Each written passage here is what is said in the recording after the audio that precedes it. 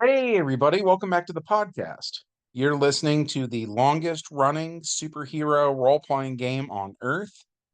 I'm your host, Chris Kent. Normally, introduce myself as the game master, but I was not the GM of our Vietnam game. And the reason for that is out of all of our players, all my friends and family and stuff like that, I actually probably know the least about Vietnam.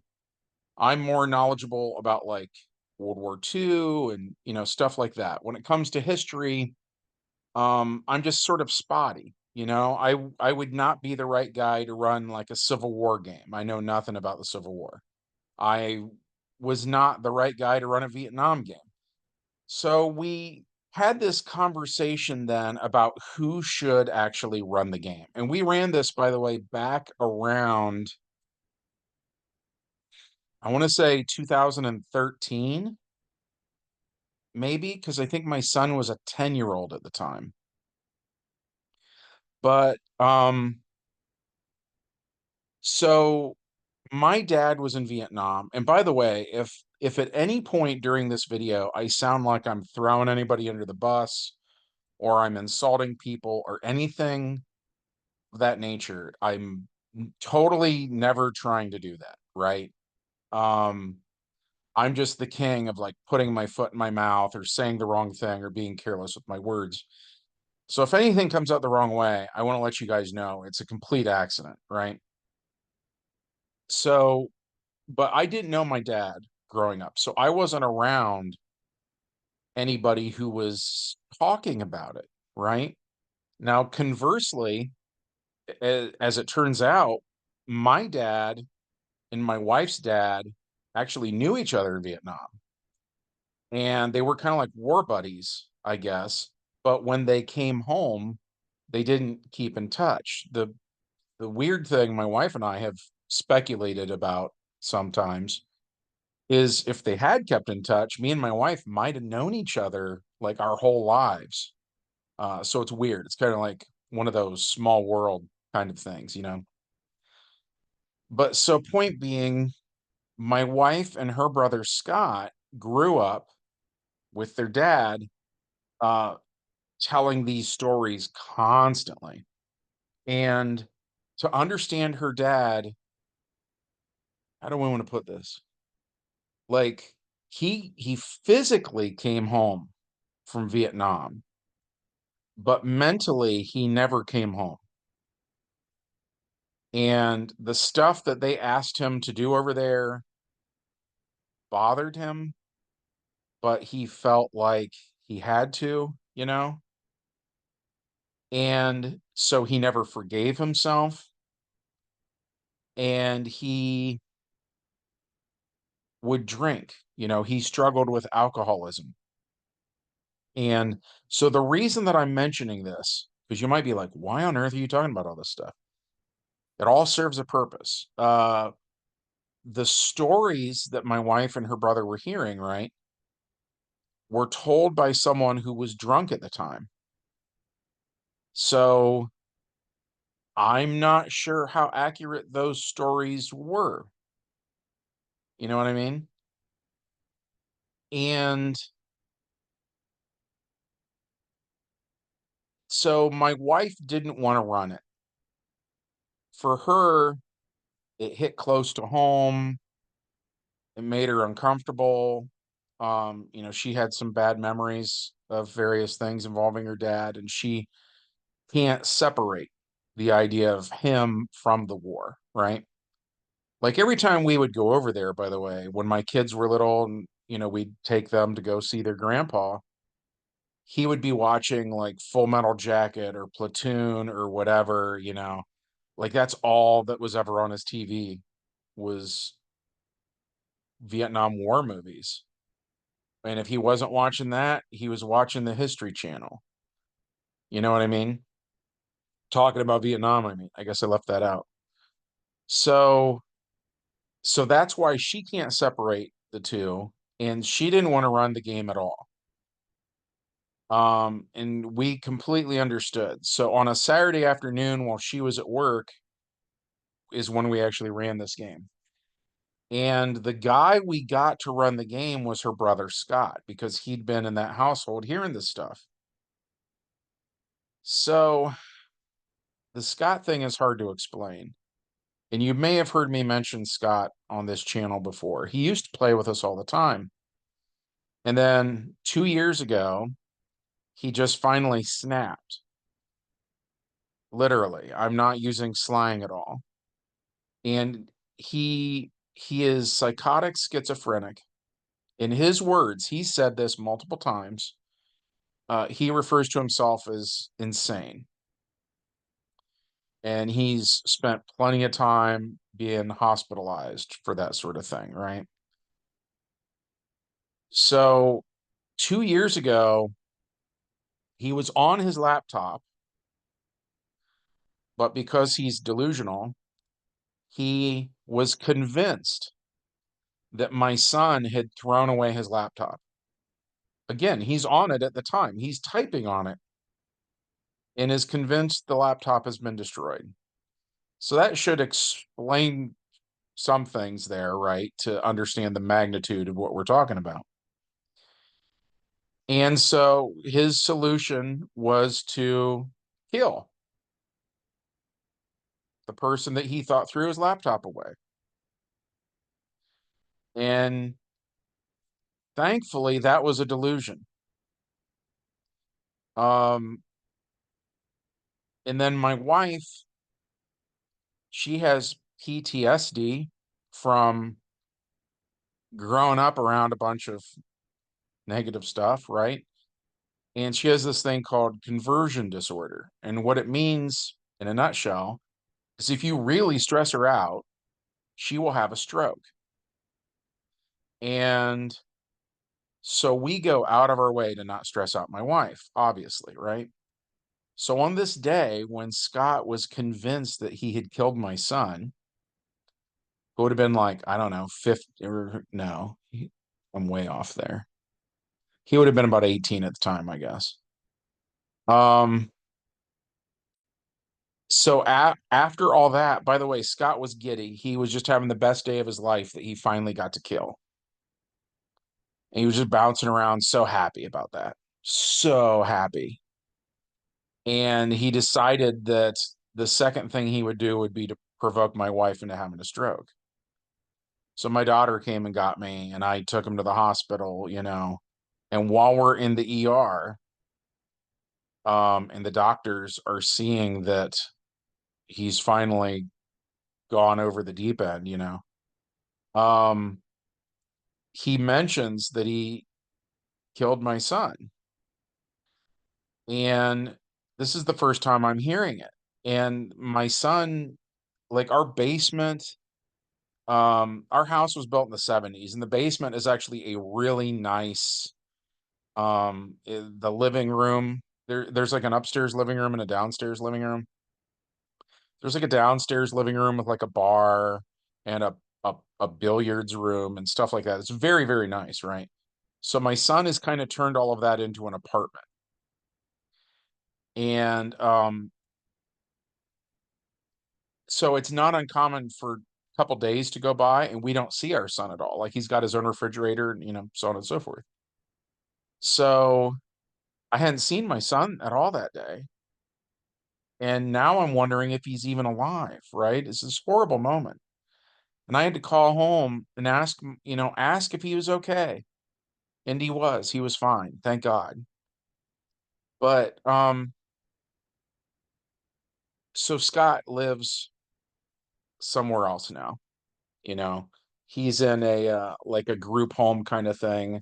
He has people that check up on him all the time because where I live, they kind of don't have mental hospitals anymore. Not in the way they used to anyways, because of funding issues and so on and so forth. That's beyond the scope of this channel. But the point is, I tell you all of this because I want you to start to understand, Scott. Okay. I could be talking about apples, and Scott would be utterly and completely convinced that I was talking about oranges.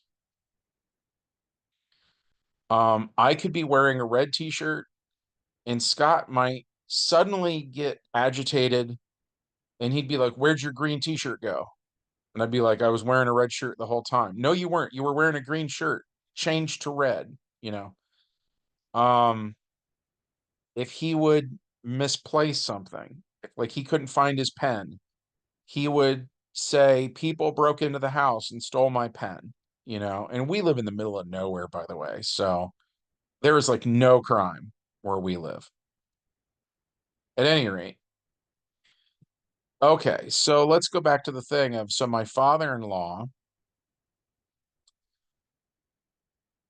drinks, right? So when he's telling the stories, we already don't know how reliable the story was to begin with. You know what I mean?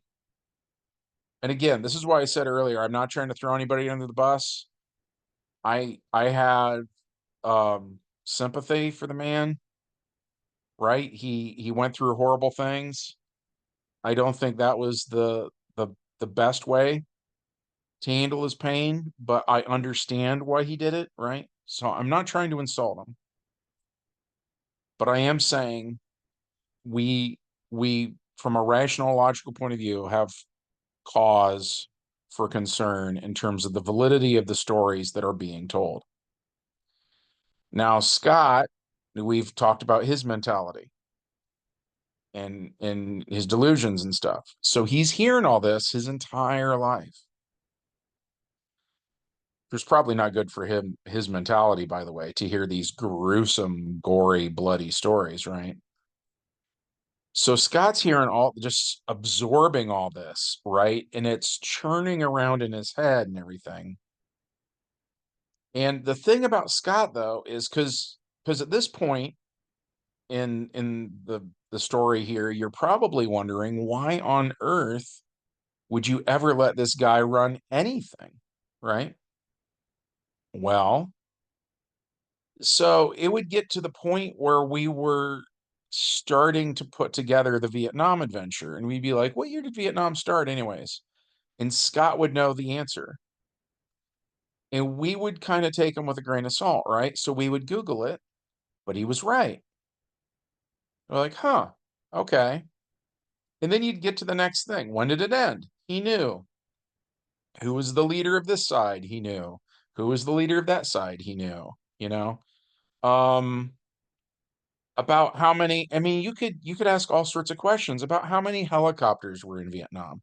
He knew, right? And so after a while of that, we were like, well, crap, dude, like I think maybe Scott should run this,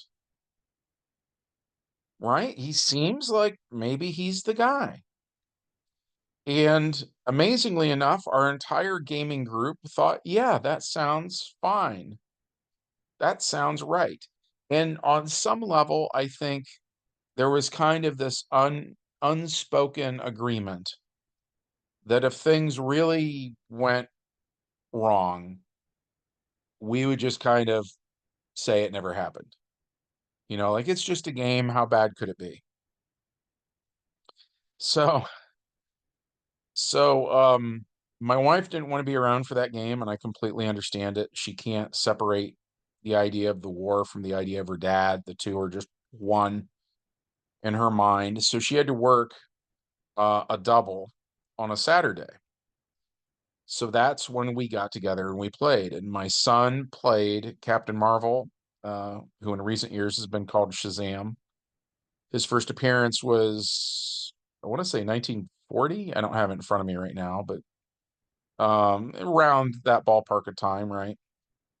And he was a little kid at the time. In our game, we use real time, so that means he grew up. So Billy Batson grew up to be Bill Batson. So by the time you get to Vietnam, it's kind of like the way he was in Kingdom Come, where when he transforms, he looks the same biologically, right? The only thing that really changes is his clothing. So he was there. And James Porch played the Flash, Barry Allen. I played Superman Red, which, by the way, speaking of Red, James was on this kick back in the day where he was grouping characters together based on what color they wore. And James had a name for our group in Vietnam, and I can't remember if it was the Red Team or Red Squad, or I can't remember what it was now. Um, but it was because, Superman Red, The Flash, Captain Marvel, all those guys were red. So at any rate, so we go there, and for a little bit, there was this little window of time where everything was going all right. And so the heroes go to where the fighting is, and they get attacked by enemy combatants that are humans with normal equipment appropriate to that era, right? So my guy, for instance, gets shot. He's Superman Red, so he's bulletproof. He doesn't care that people are shooting him. That's fine. Um, Same with Captain Marvel, by the way, aka Shazam. He's fine. And the Flash is so fast. I think James substituted his super speed for his dexterity. So it was like pretty much impossible to hit him, you know? Um, and now this is where, like I was telling you how what Scott's mentality is like, right? So we start to see what's going on in his head, basically. And and honestly, it's so dark, I don't even want to say it. So if you don't want to hear something really dark, skip ahead maybe 20 or 30 seconds. The bad guys basically duct tape a bomb to an infant and throw it at the heroes so that the heroes want to catch it so it doesn't get hurt, but it's a bomb, right? So um that was hard to deal with. And I believe the Flash undoes the duct tape at super speed and is trying to run away with this bomb. And then the next level is it's kind of a swampy area and he can't run through it. It's messing with his legs. And so he throws it. And the bomb goes off in the air and explodes, harmlessly. But everybody at this point is like, holy crap, like, I can't believe you just went there, kind of a thing. And that was the tip of the iceberg, man. Like, again, I don't know what is true as far as what went on over there. Everything I hear is very sanitized. It's stuff on the History Channel. They don't get very gruesome. You know what I mean? And again, between Scott and his dad, those are two layers of mental problems and substance abuse, right? That so what we got in the game was a horror game. And I mean, I guess nobody that sat down to play that day, nobody was expecting like a fun, happy time. We knew we weren't going to Candyland, but we were shocked. Like everybody was shocked, everybody was uncomfortable. Pretty early on in the process, we told my son, you know what? Go play video games. You don't need to be playing this game. That was another thing. Was Scott not for a second did it occur to him with a kid at the game table that, hey, maybe I shouldn't do this or that. He was just going all out, you know? And and so the way Scott kind of worded it was when you're fighting these guys in Vietnam itself, his version of things was kind of like I don't know, what's the phrase? You're treating the symptoms but not the disease, whatever. The idea was that there were weapons entering the country from elsewhere, and that the heroes had to actually leave Vietnam, which is ironic because that was sort of like the whole point, was to be in Vietnam. But so the heroes in this adventure leave that country and they're following this trail through Asia And it leads to multiple bad guys. One is Ra's al Ghul, because depending on which continuity you go with, Ra's al Ghul kind of controls everything, you know. So he's one of these guys supplying weapons. And he does have a ton of these like various citadels and stuff throughout Asia and Europe, but this game took place only in Asia.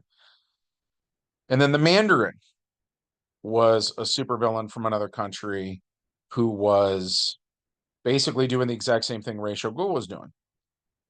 And by the way, they both get away. We can't really nail the main villains. We deal with henchmen and stuff. We destroy factories that are making weapons, you know, that kind of thing.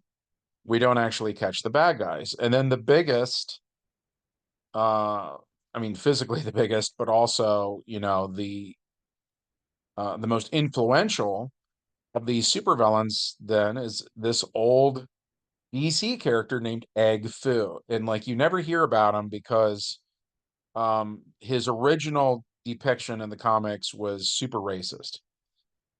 And how do I want to explain this? So they retconned him. It's kind of where I'm going. So he looks like a huge egg. Um, but then his eye area is like there's like cracks in the eggshell there or whatever, where like the eyes are almost like holes or something, like pruny, shrunken up little tiny holes with all these cracks around each one. And I think the mouth is kind of the same way. And so Scott had a really weird take on Egg Foo, which was that Egg Foo is actually more like Cthulhu, where he's like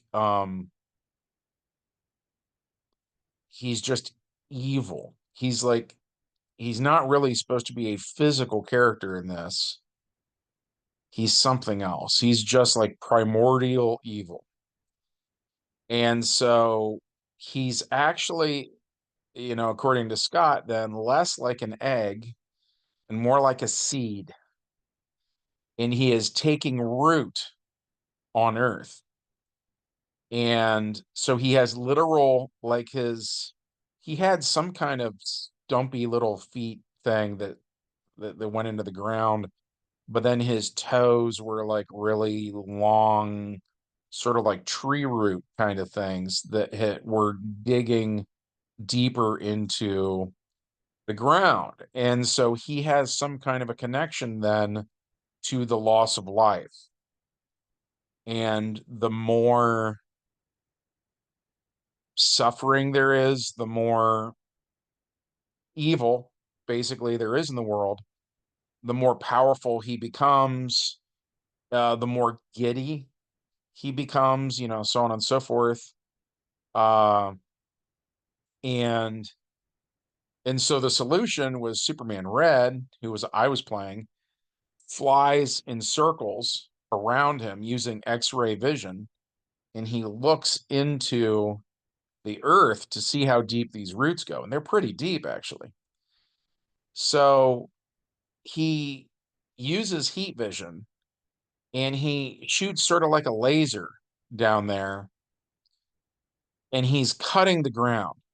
And so he cuts out this basically cone shape swath of the earth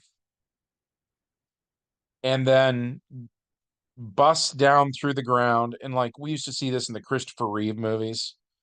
Like in the first movie, there's you know, Lex Luthor causes a massive earthquake that's going to make California fall into the ocean or whatever. So like the Christopher Reeve Superman is like going underground doing stuff. That's kind of what we see here. Is Superman Red goes underground, goes to the tip of that cone that he made, and then flies up with it. So he actually just throws Egg Foo and the ground that he's attached to into the sun and kills him. Um, and then the idea was supposed to be that some of the evil in the world was going to let up, and then some of that was affecting stuff like, so for instance in America, some of the racism and stuff of the 1960s was now going to start to get better because it was all about those roots, that evil itself was like infecting the world or whatever, right? Um, yeah. So that was that game. And so the interesting thing is, and I guess this would sort of be the epilogue to it. The interesting thing about it is, so Greg Sheets, who, by the way, I was just talking with Greg a couple nights ago, and he corrected me. Some of the stuff I've said on this channel has been wrong about uh, something fairly major. I was sure that my mom was the first game master of the game, and then I thought it was Wayne Birch, and then I thought Greg took over after that. Apparently, Greg was running stuff before Wayne was, and Wayne was kind of guest GMing. So apparently, Greg actually is GM number two, because he was running Marvel superheroes and stuff at his house in the 80s. And at any rate, I wasn't there for that part of it, so I got that wrong, and I apologize. I'm not ever trying to get anything wrong. But so point being, um,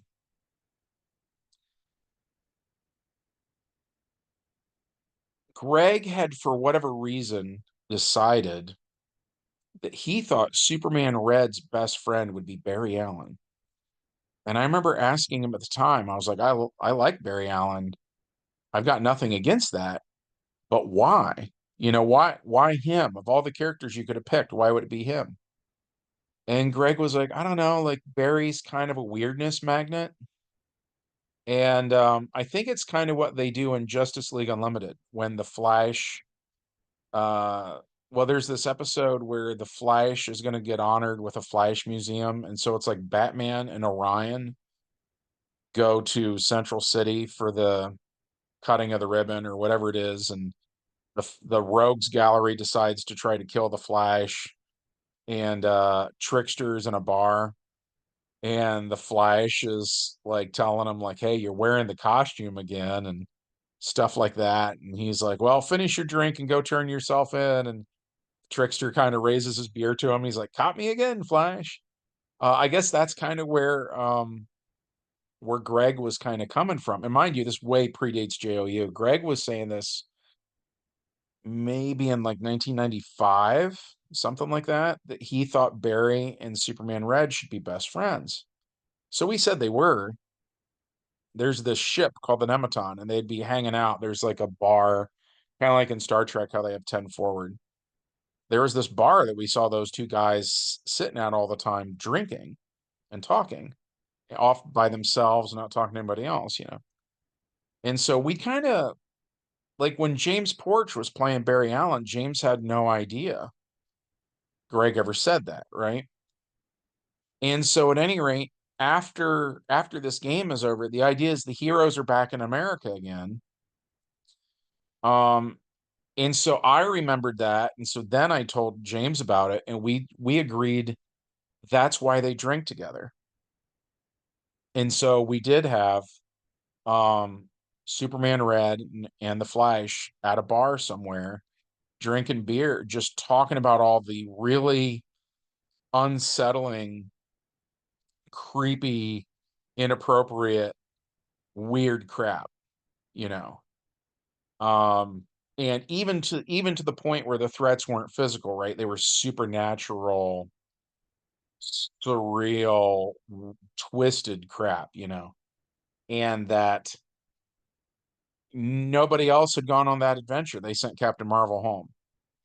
And like nobody else had gone on that adventure, so nobody else knew what it was like.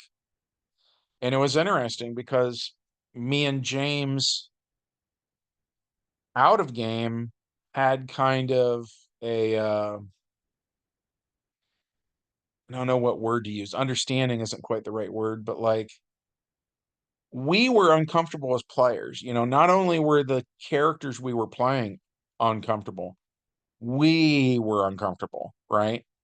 And so there was kind of a thing of like nobody else knew Nobody else we knew anyways really knew what it was like to have someone who's legally insane run a role-playing game for you. And what a bad idea it is. And just how deeply unsettling it is. But yeah. So that was the Vietnam adventure. I'm sorry this one, at least to me, it feels pretty long-winded, but I felt like I kind of had to explain who Scott was in order for you to kind of appreciate it. I also I want you to kind of get that it was messed up without me actually having to repeat the shit that he said that was messed up. You know what I mean? Um, but yeah. So I'm sorry that this one was long-winded. This went on longer than I meant for it to. I do appreciate you guys listening, though. I say it a lot, but it's because I mean it a lot. There's a million other things you could be doing. You could just be watching Netflix or something instead. And here you are listening to me. And I value you. Thank you for being here. If you like our channel and you want to support what we do, please hit the like button, be subscribed, ring the bell, and leave a comment. Let me know maybe if you've ever played a Vietnam game. Let me know if you ever had someone who was legally insane run a role-playing game for you. I'd be curious to hear about that. But whatever you want to talk about, leave it in the comments section. And from all of us here at the longest running superhero role-playing game on Earth, we hope that you guys have a good one, and we'll see you in the next adventure. Bye.